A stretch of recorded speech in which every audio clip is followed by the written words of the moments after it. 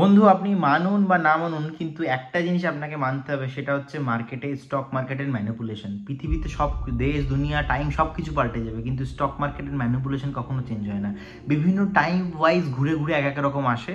So এটা নতুন কিছু না, এটা আগেও হয়েছে। সিএনবিসি আওয়াজ একটা খুব বড় নিউজ চ্যানেল, স্যাটেলাইট চ্যানেল, আপনারা জানেন, অনেকে হয়তো দেখেন।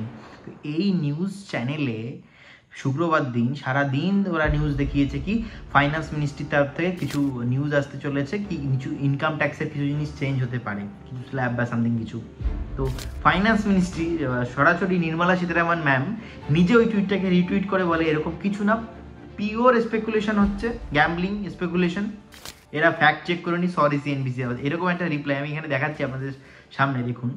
সো বন্ধু, আমি একটা জিনিসই বলতে চাই, if you want to become a multi millionaire আর বিলিয়নিয়ার ইন স্টক মার্কেট না, তাহলে একটা জিনিস আপনাকে মাথায় রাখতে হবে যে কারো উপর বেশি ভরসা করা যাবে না, আপনাকে নিজে শিখতে হবে সব কিছু। অ্যান্ড আমি তো একটা জিনিস আমার ভিডিওতে বারবার বলে থাকি যে আপনি যদি একজন ভালো ইনভেস্টর হতে চান, আগে ভালো একজন অ্যানালিস্ট হন, কারণ একজন ভালো অ্যানালিস্ট কিন্তু একজন ভালো ইনভেস্টর হতে পারে।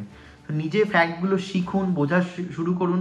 আর আপনার কি মনে হচ্ছে, এই সিএনবিসি আওয়াজ নিউজের জন্য কি মার্কেট পড়েছিল শুক্রবার দিন? বিকজ অনেকে বলছে যে না, সিএনবিসি আওয়াজের এই নিউজে কি মার্কেট পড়ে, একটা নিউজ অনেকে বলছে না না এই নিউজের জন্য মার্কেট পড়েছে। আপনার কি মনে হয়? নিচে কমেন্ট বক্সে কমেন্ট করে অবশ্যই জানাবেন। Thank you.